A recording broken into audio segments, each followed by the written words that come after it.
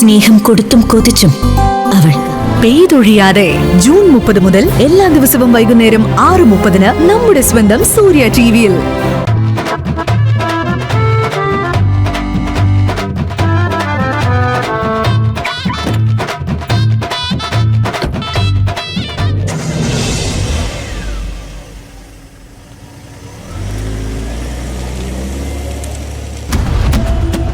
എവിടെയാടോ നിങ്ങളുടെ ഈ സ്ഥിരം സ്ഥലം?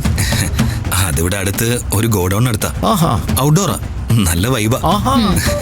ദേ എത്രയും പെട്ടെന്ന് അങ്ങോട്ട് ചെല്ലാൻ നോക്ക്. എന്നിട്ട് ഞാൻ പറഞ്ഞതുപോലെ ഒക്കെ ചെയ്യണം. തെറ്റിച്ചാലുണ്ടല്ലോ. ഇത്രയും പാടുപെട്ടതിന് ശേഷം നിന്റെ ഭാഗത്ത് നിന്ന് എന്തെങ്കിലും ഒരു പിഴവുണ്ടായാൽ പിന്നെ നിന്റെ കാര്യം എനിക്കൊന്ന് ആലോചിക്കേണ്ടി വരും. അയ്യോ സാറേ, ഞാൻ ഏറ്റു. ഒരു കാര്യത്തിന് ഇറങ്ങി തിരിച്ചാ പിന്നെ ഞാൻ ഫുൾ സിൻസിയറിറ്റിയാ. ആഹാ.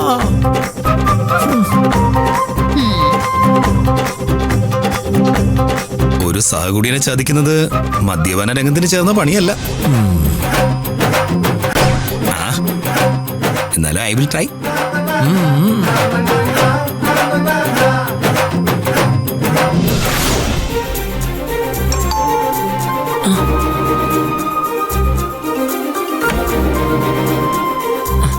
എന്താ രവി, സുഖമല്ലേ? അതെ മാഡം. മോളുടെ കല്യാണം കഴിഞ്ഞിട്ട് എന്താ വിശേഷം? മോൾക്ക് വിശേഷമുണ്ട്. അത് പറയാൻ കൂടിയാ വന്നത്. സാറില്ലേ? ആ ഉണ്ട്. മിത്രയുടെ വിവാഹത്തിന്റെ അതേ ദിവസം തന്നെയായിരുന്നു രവിയുടെ മോളുടെ വിവാഹവും. ഭാഗ്യമുള്ളത് നടക്കും, ഭാഗ്യമില്ലാത്തത് പിന്നെ. രവി അകത്തേക്ക് വാ.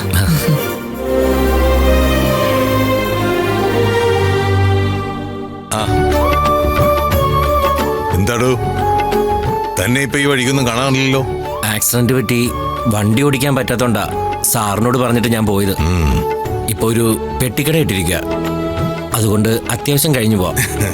രവിയുടെ മകൾക്ക് വിശേഷമുണ്ട്, അത് പറയാനാ വന്നത്. മിത്രമോളുടെ വിവാഹത്തിന്റെ അന്ന് തന്നെയാ രവിയുടെ മോളുടെ വിവാഹവും നടന്നത്. സാർ കുറച്ച് സീസാണ്. എന്റെ എതിരാളികൾ എന്റെ മകളുടെ വിവാഹം മുടങ്ങിയതിനെ പറ്റി പലതും പറഞ്ഞ് ആഘോഷിക്കാറുണ്ട്. പക്ഷേ എന്റെ ഉപ്പും ചോറും തന്ന ഒരുപാട് കാലം ഇവിടെ കിടന്ന ഒരുത്തൻ അത് ഓർമ്മിപ്പിക്കാനും അത് ആഘോഷിക്കാനും ഇവിടെ വരുമ്പോ ഇത് സ്വീകരിക്കണോടോ ഞാൻ?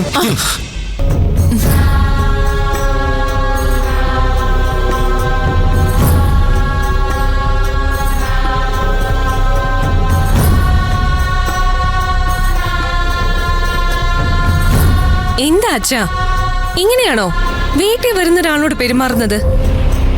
രവി അങ്കിള് സന്തോഷം കൊണ്ട് കൊണ്ടുവന്നതല്ലേ. എത്ര കാലം അച്ഛന്റെ വണ്ടി ഓടിച്ച ആളാ. കുറച്ചും കൂടെ മാന്യമായിട്ട് പെരുമാറണ്ടേ? മോളെ, നിനക്കതൊന്നും പറഞ്ഞാൽ മനസ്സിലാവില്ല. എന്റെ വിവാഹം മുടങ്ങിയതും രവി അങ്കിളുമായിട്ട് യാതൊരു ബന്ധവും ഇല്ല. പിന്നെ ഈ പാവപ്പെട്ട മനുഷ്യനെ ദ്രോഹിക്കുന്നത് എന്തിനാ?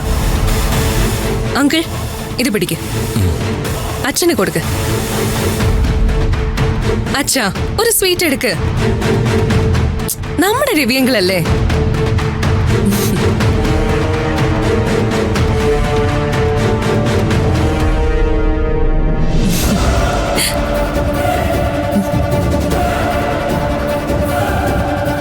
അങ്കിൾ ദാ, ഇത് ഞാൻ തന്നതാണെന്ന് അവളോട് പറഞ്ഞാ മതി.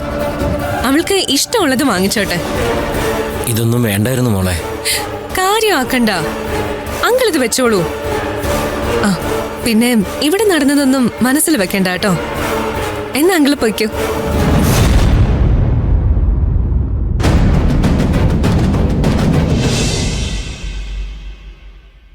ജീവിതത്തിൽ ആദ്യമായിട്ട് ഇവളൊരു നല്ല കാര്യം ചെയ്തു കണ്ടു.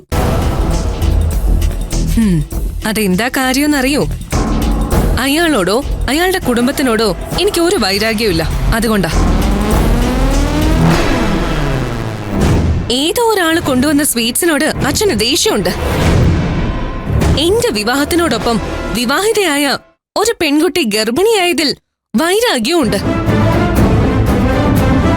എന്നിട്ട് എന്റെ അച്ഛന്റെ മകൾക്ക് ഈ ഗതി വരുത്തിയവരോട് ഇപ്പോഴും അച്ഛന് ക്ഷമിക്കാൻ പറ്റുന്നു?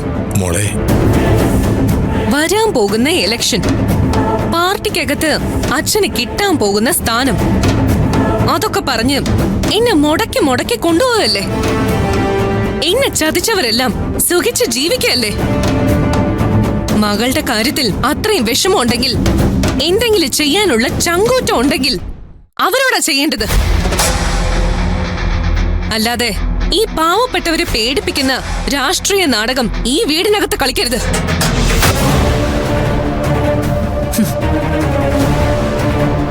മോളുടെ വാക്കും കേട്ട് ഇറങ്ങിക്കോ വെട്ടിനും കുത്തിനും ഒക്കെ. ചിരിച്ചുകൊണ്ട് സംസാരം ആരംഭിച്ചാലും അവൾ ഇതിലെ കൊണ്ടുവന്ന് അവസാനിപ്പിക്കൂ. നാശം പിടിച്ചൊരു പക.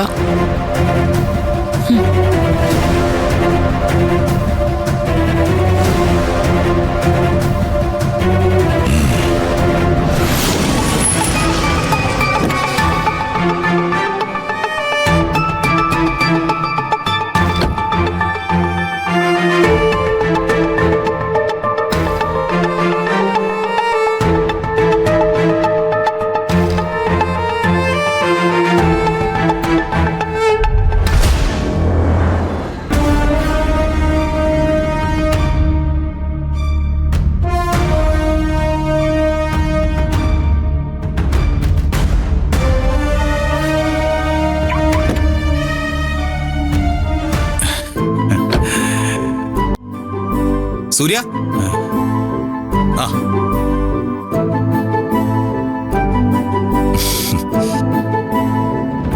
നീ ഇതെവിടെയായിരുന്നടാ? ഞാൻ നേരത്തെ പറഞ്ഞില്ലേ ഇവിടെ അടുത്ത് തന്നെ ഉണ്ടായിരുന്നു. അല്ല, രാവിലെ എന്താ പരിപാടി? നീ പെട്ടെന്ന് ക്ലാസ് എടുത്തേ. എടാ, ഇത്ര രാവിലെ തന്നെ വേണോ? എടാ, ഞാൻ ആകെ ഭ്രാന്ത് പിടിച്ചിരിക്കുക. പെട്ടെന്ന് എടുത്തോടാ. ചിലപ്പോ എന്റെ ഒരു കാര്യം. അടിയാ പോടാ. എന്നാ പിടി.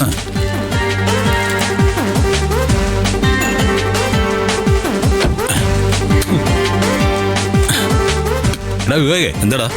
എനിക്കൊരു കാര്യം അറിയോ? എന്ത്? ഇന്ന് രാവിലെ ഞാൻ എന്റെ ബെഡ് കോഫി, ഏത് ബെഡ് കോഫി, ആ, അത് കുടിക്കാൻ നോക്ക്. ഒരു വല്ലാത്ത ടേസ്റ്റ്. ഒന്നല്ല, എല്ലാ കുപ്പി എടുത്തു നോക്കി, എല്ലാത്തിനും വല്ലാത്തൊരു ടേസ്റ്റ്. വായിലെത്തുമ്പോഴേക്കും എനിക്ക് വൊമിറ്റ് ചെയ്യാൻ വരിക. കുടി ഓവറായതുകൊണ്ട് തോന്നിയതാവും. എടാ, ഞാൻ അപ്പൊ തന്നെ മനോജിനെ വിളിച്ചു. ഏത് മനോജ്? എടാ, നമ്മുടെ തമ്പാനൂർ മനോജ്. ഓ, അപ്പൊ തന്നെ അവൻ കൊണ്ടുവന്ന പുതിയ ഐറ്റാ. നീ ഒഴിക്കും ഒഴിക്കും.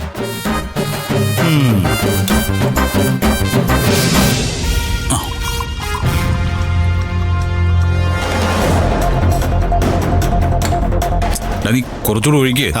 കണ്ടില്ലേ, അത് കുറവാ. നീ സമാധാനപ്പെട്.